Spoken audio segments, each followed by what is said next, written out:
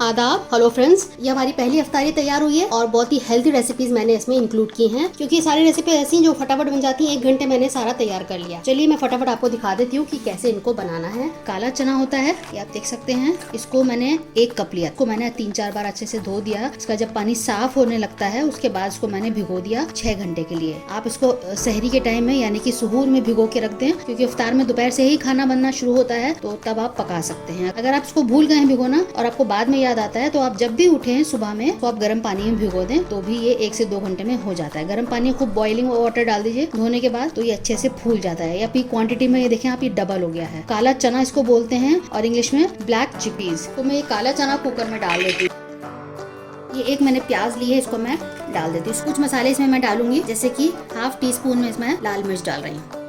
मिर्च आप अपने अकॉर्डिंग डाल सकते हैं। 1/4 टीस्पून मैंने हल्दी ली है। 1 टीस्पून मैंने धनिया पाउडर लिया है, कोरिएंडर सीड्स पाउडर, और रेड चिली पाउडर मैंने लिया है। टर्मरिक लिया है 1/4 टीस्पून। थोड़ा सा हम इसमें गरम मसाला डाल देंगे 1/4 टीस्पून। सॉल्ट अपने टेस्ट के अकॉर्डिंग डाल दीजिए। तो अभी मैंने 1 टीस्पून से थोड़ा कम डाला है। अब इसमें 1 टेबलस्पून ऑयल डाल रही हूँ। तो 1 टेबलस्पून ऑयल डल गया है इसमें। तो हमने सारे इंग्रेडिएंट्स डाल दिए हैं। अब इसमें जो पानी जिसमें हमने भिगोया था उसका ½ कप मैंने डाल दिया है। उसका थोड़ा सा पानी और डाल देते हैं।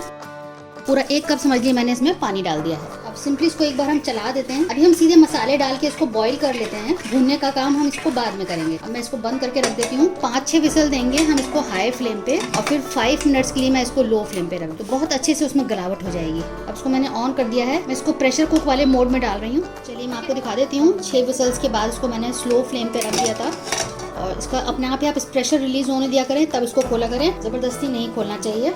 तो आप देखिए इसमें थोड़ा सा पानी रह गया है। अब इसको क्योंकि हमें भूनना भी है तो 5-7 मिनट लगेगा, तो हमें इतना पानी की जरूरत है। इतना पानी चाहिए हमें। 1 से 1.25 कप आप पानी इसमें डाल सकते हैं। आप देखिए ये बिल्कुल गल गया है, इस तरह से हो गया है। अब इसको हम भूनेंगे, तो इसको मैं एक पैन में ट्रांसफर कर लेती हूँ। तो दोबारा से मैंने इसको पैन में पलट के इसको रख दिया है। जो इसका पानी है सूख जाएगा और धीरे धीरे इसकी भुनाई हो जाएगी। इसको भूनना जरूरी है, वरना अच्छा टेस्ट नहीं लगेगा। तो ये सारा पानी सूख जाएगा और धीरे धीरे जिसमें तेल है वो रिलीज हो जाएगा। तो इसलिए इसको हम भून रहे हैं। मैं भी इसमें थोड़ा सा ½ टीस्पून चाट मसाला डाल रही हूँ, थोड़ा चटपटा लगेगा। आप इसको बना के 2 से 3 दिन भी फ्रिज में रख सकते हैं। अगले दिन आप इसको माइक्रोवेव में या पैन में ही गर्म करके सर्व कर सकते हैं। तो इस तरह से आपका टाइम की बचत भी होगी। आपको रोज रोज बनाने की जरूरत भी नहीं पड़ेगी। तो बस सिंपली इसका हम पानी सुखाएंगे और धीरे धीरे ये भुनेगा। आप देखें कि बिल्कुल इसका पानी सूख गया है। बहुत ज़्यादा इसको हम ड्राई नहीं करेंगे, हल्का हल्का नमी रहेगी तो अच्छा रहेगा, खाने में अच्छा लगता है। तो बस आपको हल्का हल्का सा पानी दिख रहा है, तेल रिलीज हो गया है, हमें ऐसा चाहिए। थोड़ा जब ठंडा हो जाए तब इसमें आप प्याज से गार्निशिंग कर दें। टोमेटो है ½ 1 ग्रीन चिली यानी कि हरी मिर्च, बिल्कुल ऑप्शनल है वैसे हरी मिर्च। थोड़ा सा हरा धनिया डाल देते हैं गार्निशिंग के लिए, थोड़ा चाट मसाला, और इस तरह से आप इसको सर्व करके दे सकते हैं। तो इसको हम बोलते हैं घुगनी। बिहार स्टाइल हमने घुगनी तैयार की है। तो अब हम नेक्स्ट रेसिपी की तरफ चलते हैं। तो हमारा सेकंड वीडियो में हम आपको दिखाएंगे पोहा की रेसिपी। इसको हम बोलते हैं फ्लैटेंड राइस। तो मैंने 1 कप चूड़ा लिया है। इसको चूड़ा भी बोलते हैं, पोहा भी बोलते हैं, और इंग्लिश में फ्लैटेंड राइस बोलते हैं। इस तरह से यह है, आपको ब्लैक सरफेस पे दिख रहा होगा, देखिए इस तरह का होता है ये। तो मैंने एक पैन रख दिया है, इसमें हम थोड़ा सा ऑयल डालेंगे, बहुत कम, 1 टीस्पून। इसको पूरे में स्प्रेड कर देंगे। इस तरह से आप स्प्रेड कर दीजिए। छोटी सी प्याज यानी कि ½ प्याज को मैंने ले लिया है, रफली चॉप किया है, इसको हम डाल देते हैं। सिंपली इसको सॉटे कर लेना है, हल्का सा ट्रांसलूसेंट हो जाए यानी कि बुझ जाए, थोड़ा सा ब्राउन नहीं करना है इसको हमें। एक साबुत लाल मिर्च ली है, इसके हम छोटे छोटे 4 टुकड़े कर लेंगे। बहुत लाइट ब्राउन कर लिया है और हमने इसमें साबुत लाल मिर्च डाली है यानी कि होल रेड चिली, इसको भी सॉटे कर लेंगे। इससे बहुत फ्लेवर आता है, इसको आप जरूर डालिएगा। अब इसमें हम ये फ्लैटेंड राइस यानी कि पोहा डाल देते हैं। इसको धोना नहीं है, सिंपली इसको ऐसे ही डालना है। इसको हम लो फ्लेम पे करेंगे, बिल्कुल लगातार इसको चलाना है, क्योंकि ये बहुत जल्दी हो जाता है, इसलिए इसको हम छोड़ेंगे नहीं, अदरवाइज ये जल जाएगा। आप देखिए कितना कम हमने तेल डाला था, इसने पूरा सोख लिया है। तो ये भी लगातार इसको चलाते रहना है, और चलाते चलाते 4-5 मिनट में या 6 मिनट लगेगा, ये क्रिस्प हो जाएगा, बिल्कुल करारा हो जाएगा। बिल्कुल लो फ्लेम पे रखना है। इंपॉर्टेंट टिप है, उसको लगातार चलाना है। 2 इंपॉर्टेंट टिप अगर ये आप फॉलो करेंगे तो आपका जो चूड़ा है, पोहा है, बहुत बढ़िया तैयार होगा, बहुत क्रिस्प रहेगा। तो आप देखिए मैं कॉन्स्टेंटली इसको स्टर कर रही हूँ, यानी कि इसको लगातार चलाना है, छोड़ना नहीं है, और लो फ्लेम पे इसको करना है। चलाते चलाते आप देखिए धीरे धीरे ये सिकुड़ रहा है, पहले बिल्कुल फ्लैट था, श्रिंक हो रहा है। अब इसमें हम थोड़ा सा सॉल्ट डाल देंगे, बस इसमें यही डलेगा और कुछ नहीं डालना है, और इसको मिक्स कर देते हैं। आप देखिए हल्का हल्का ये भी ब्राउन हो गया है, और आपको आवाज़ आ रही होगी इसकी क्रिस्पीनेस की। तो ये भी हो गया है। अब इसको मैं निकाल लेती हूँ। तो हमारा चूड़ा तैयार हो चुका है, यानी कि पोहा तैयार हो चुका है, काला चना भी तैयार हो चुका है। तो आप दोनों को मिला के इसको सर्व करके दे सकते। सफेद छोले के कटलेट को मैंने बॉईल कर लिया है। आप देखें मेरे पास ये कच्चा था, इसको मैंने ओवरनाइट सोक कर दिया। 6 से 8 घंटे आप रात में भिगो दिए और फिर सुबह में मैंने इसको थोड़ा सा नमक डाल के इसको बॉईल कर लिया। बिल्कुल अच्छे से गले हुए हो गए हैं। बिल्कुल हम दबाएं तो बहुत आसानी से बिल्कुल मैश हो जाए। इसमें हाफ कप में निकाल लेती हूँ। मैंने एक बोल में डाल दिया है और इसको मैश कर लेंगे आराम से। ये बहुत अच्छे से मैश हो जाएगा। ये मैंने अच्छे से मैश कर लिया है। मैंने एक पैन रखा है, इसमें थोड़ा सा हम ऑयल डालेंगे। सबसे पहले इसमें हम थोड़ी सी हींग डालेंगे। बिल्कुल ऑप्शनल है, आप चाहें तो डालें, अदरवाइज छोड़ सकते हैं। एक हरी मिर्च मैंने चॉप करके डाली है। थोड़ी सी प्याज,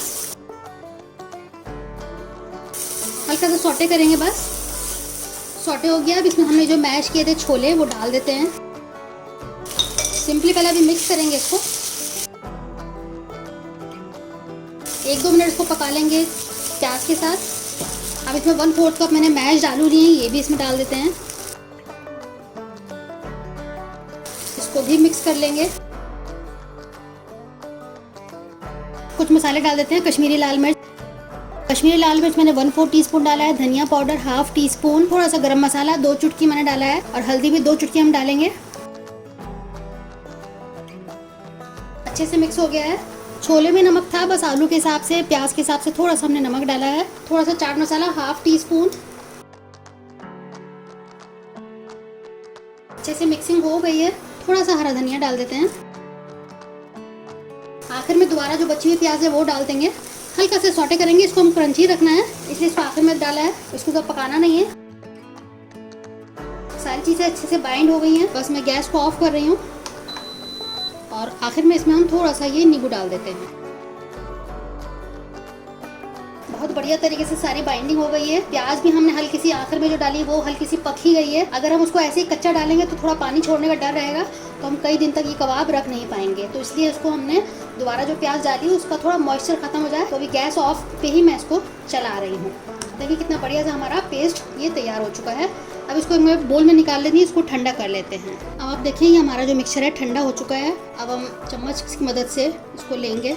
जितनी बड़ी आपको टिक्की बनानी है आप उतना ले लीजिए।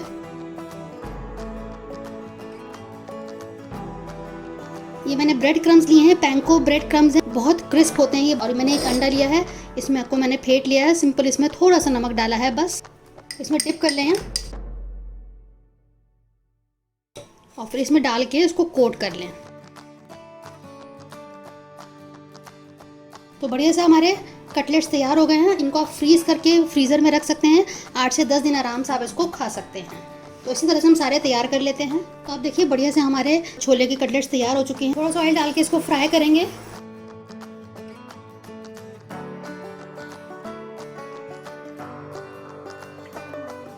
तीनों हो चुके हैं, देख सकते हैं आप कितने बढ़िया तरीके से हो गया है। तेल हमने जितना लिया था देखिए सब बचा हुआ तेल है। व्हाइट सॉस के लिए सबसे पहले मैं 50 ग्राम मक्खन डाल रही हूँ। अब इसमें मैं 2 टेबलस्पून मैदा डाल रही हूँ। अब इसको लगातार चलाते हुए हम भूनेंगे, जब तक कि इसमें अच्छी सी खुशबू नहीं आने लगती है। मैदे को हमको तब तक भूनना है। फ्लेम मैंने लो करी हुई है। अभी मैंने दूध भी बगल में रखा हुआ है जो कि हल्का गुनगुना है। ठंडा दूध इसमें नहीं इस्तेमाल करेंगे वरना उससे लम्स बनने के चांसेस रहते हैं। तो इस बात का बहुत इंपॉर्टेंट टिप है, ये आपको ध्यान रखना है कि जो दोनों का इसका टेम्परेचर और दूध का टेम्परेचर लगभग सेम होना चाहिए, तभी आपकी अच्छी व्हाइट सॉस बिना लम्स वाली तैयार होगी। इसको मैं लो फ्लेम पे कर रही हूँ। मैंने ये विस्कर ले लिया है। अब इसमें दूध डालते हुए थोड़ा थोड़ा दूध डालेंगे, उसको चलाते रहेंगे।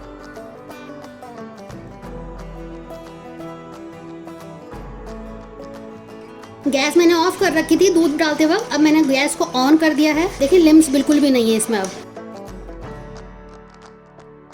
इस करके लम्स नहीं तैयार हुए हैं इसमें। अगर दूध आप ठंडा होता, ये गर्म होता, तब बहुत सारे लम्स बन जाते, फिर आपको निकालने में टाइम लगता, मेहनत लगती। तो अब इसको चलाते हुए इसको मैं लो फ्लेम पे कर रही हूँ। ध्यान रखिएगा आप लो फ्लेम पे आपको इसको करना है, चलाना है। आप देखें कितनी बढ़िया से तैयार हुई है, कहीं भी आपको कोई लम्स दिख रहा है, और कितनी जल्दी भी तैयार हो गया है ये, क्योंकि इसमें मैंने जो दूध है वो थोड़ा गुनगुना डाला था। अब इसमें बाकी बचा हुआ दूध हम डाल देते हैं। अब लम्स वाला प्रॉब्लम तो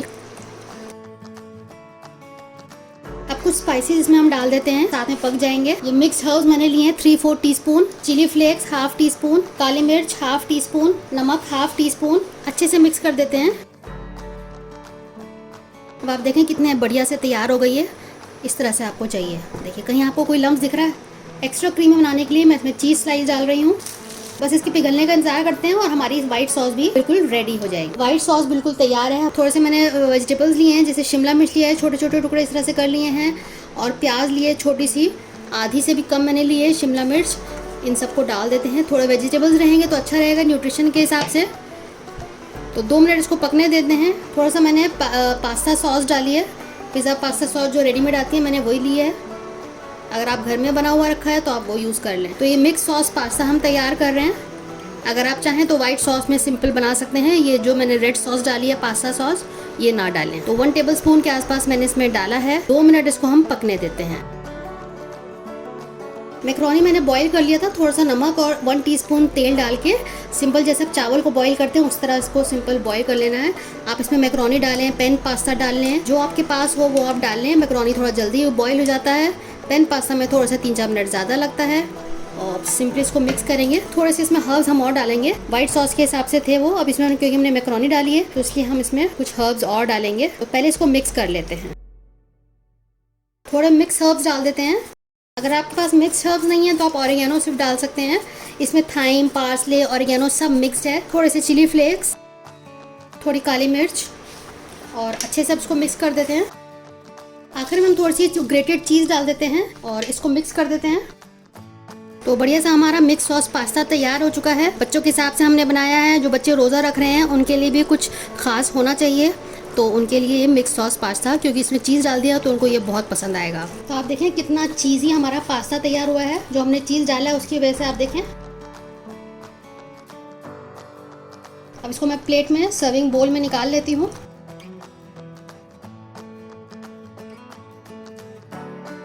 तो बढ़िया से हमारा मिक्स सॉस चीज़ी पास्ता तैयार हो चुका है।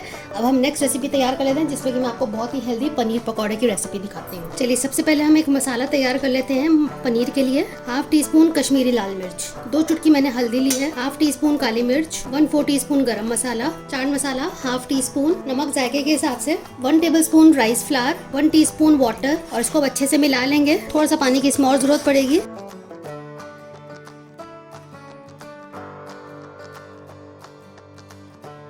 थोड़ा इसको हमें और पतला करना है। तो अभी टोटल मैंने 4 टेबलस्पून डाला है।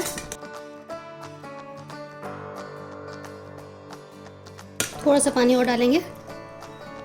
अब आइए, जो रिक्वायर्ड कंसिस्टेंसी हमें चाहिए वो आ गई है। कोई भी लंप नहीं होना चाहिए, थोड़ा इंश्योर कर लीजिएगा, अच्छे से मिला लीजिएगा। इस तरह का चाहिए हमें। 1/2 टीस्पून इसमें ऑयल डालेंगे। अच्छे से मिक्स कर लिया है मैंने। ये पैन को ब्रेड क्रम्स मैंने ले लिए हैं। मैंने पनीर के इतने बड़े बड़े पीसेस ले लिए हैं। अब इसमें हम कोट करेंगे।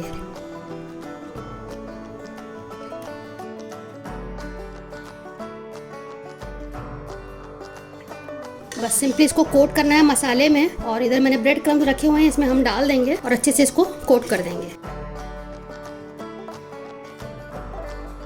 थोड़ा आपको मसाला इधर कम लग रहा है तो इसमें हम क्या करेंगे, थोड़ा सा मसाला ऐसे ही डाल देंगे और फिर दोबारा से इसको हम इसमें कोट कर देंगे ब्रेड क्रम्स में। तो इस तरह से हम सारे तैयार कर लेते हैं। तो आप देखिए इस तरह से हमने तैयार कर लिया है। इसको 10 से 15 मिनट आप इसको फ्रिज में रख दें, ताकि ये जो मसाला है इसमें सेट हो जाए, अच्छे से चिपक जाए। अब इसको हमको कैसे करेंगे मैं आपको दिखाती हूँ नेक्स्ट। देखिए मैंने पैन रख दिया, बहुत कम ऑयल हम लेंगे, 1 टीस्पून के आसपास ऑयल लेंगे बस, और इसको पूरे में फैला देंगे। क्योंकि इसमें हमने राइस फ्लावर लगाया है, ब्रेड क्रम्स लगाया, उसकी वजह से बहुत क्रिस्प, बहुत ही करारी इसकी लेयर तैयार होगी, और मसाले अंदर तक रहेंगे क्योंकि मसाले हमने लगाए ही हैं। थोड़ा इसको गर्म होने देते हैं पैन को। पैन गर्म हो गया है, अब इसमें हम ये डाल देते हैं। आप पनीर के थोड़े मोटे मोटे पीस लीजिएगा। देखिए मैंने इस तरह से लिए हैं, इतने मोटे हैं। लो फ्लेम पे इसको हम सेकेंगे बिल्कुल। थोड़ा सा इस तरह से मूव कर दें ताकि नीचे चिपके नहीं। नॉन स्टिक पैन में आप करिएगा। अब एक बार इसको देख लेते हैं, पलट देते हैं। कितने बढ़िया तरीके से लेयर तैयार हो गई है। तो इस तरह से आप नॉन फ्राइड पकौड़े तैयार कर सकते हैं पनीर के। दोनों तरफ से इसी तरह से हम सेक लेंगे, और बढ़िया सी देखिए आप कितनी करारी लेयर तैयार हुई है, इतनी मोटी लेयर है। बहुत अच्छे से आप ब्रेड क्रम्स लगा लीजिएगा। दूसरी साइड से भी बहुत अच्छे से हो गया है, मैं इसको निकाल लेती हूँ प्लेट में। तो आप देखें कितना बढ़िया से हमारे नॉन फ्राइड पनीर के पकौड़े तैयार हो चुके हैं। तो चलिए अब नेक्स्ट रेसिपी तैयार करते हैं जो हम बनाएंगे। मैंने दही ले लिया है, हम बनाने बनाना लस्सी यानी कि केले की लस्सी। तो मैंने 1 कप दही लिया है। आप इसमें 3 से 4 चम्मच चीनी डाल दें। आप अगर चीनी नहीं डालना चाहते इस जगह जैगरी शुगर डाल दें या स्टीविया डाल दें। स्टीविया के ड्रॉप्स भी आते हैं, टैबलेट्स भी आते हैं, जैसे शुगर फ्री है उससे हेल्दी ऑप्शन स्टीविया है, STEVIA, तो वो आप ले सकते हैं। तो मैंने इसमें चीनी डाल दी है। अब मैंने ये केले लिए हैं, मैं आपको दिखा देती हूँ। केले ऐसे लेने हैं, बिल्कुल पके हुए। इसको मैं फ्रिज में रखी हुई थी, थोड़े पक गए थे तो मैंने इसको फ्रिज में रख दिया, लेकिन अंदर से बिल्कुल ये सही है। इस तरह के केले में चाहिए, बिल्कुल पके हुए केले, तभी हमारी लस्सी जो है बहुत अच्छी तैयार होगी।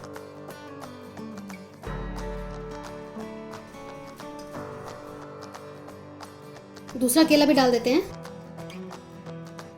इसमें क्यूब्स डाल देते हैं। अब इसको हम ब्लेंड कर लेंगे। बनाना लस्सी हो गई हमारी तैयार, फटाफट वाली बिल्कुल। तो हमारी बढ़िया सी बनाना लस्सी बिल्कुल तैयार हो चुकी है, बिल्कुल हेल्दी ऑप्शन है। तो हमारा दस्तरखान इफ्तार के लिए तैयार हो चुका है। आप देखें कितने ज़बरदस्त मैंने तरीके से और कितनी लो फैट लो ऑयल की मैंने रेसिपीज आपको दिखाई हैं। अगर आपको पसंद आए तो शेयर करिएगा अपने दोस्तों के साथ, अजीज़ों के साथ। तो ये हमारा हो गया चिवड़ा, काला चना जिसको हम घुगनी बोलते हैं। ये हमारे हो गए चिक पीस के कटलेट, हाई प्रोटीन और लेस ऑयल वाले हैं। ये हमारे पनीर के पकौड़े हो गए, ऑयल फ्री हैं, बिल्कुल नॉन फ्राइड हैं। हमारा मैकरोनी हो गया बच्चों के लिए, और बनाना लस्सी जो कि बहुत ही रिफ्रेशिंग रहेगा और पेट के लिए भी बहुत अच्छा रहेगा। पेट को ध्यान में रखते हुए कुछ ऐसे ड्रिंक्स बनाने चाहिए जिससे पेट को सूदिंग हो। तो लस्सी जो है क्योंकि दही के पेट के लिए बहुत अच्छी रहेगी। तो बताइएगा आपको इसमें से कौन सी रेसिपी अच्छी लगी और फीडबैक जरूर दीजिएगा, हमें आपके फीडबैक का इंतजार भी रहता है। अगर मेरा वीडियो अच्छा लगे, रेसिपीज अच्छी लगे तो शेयर कीजिएगा अपने दोस्तों के साथ, अजीज़ों के साथ। क्योंकि रमज़ान का वक्त है, इफ्तार का वक्त है, एक कुछ ही टाइम में सारी चीज़ें बनानी होती हैं।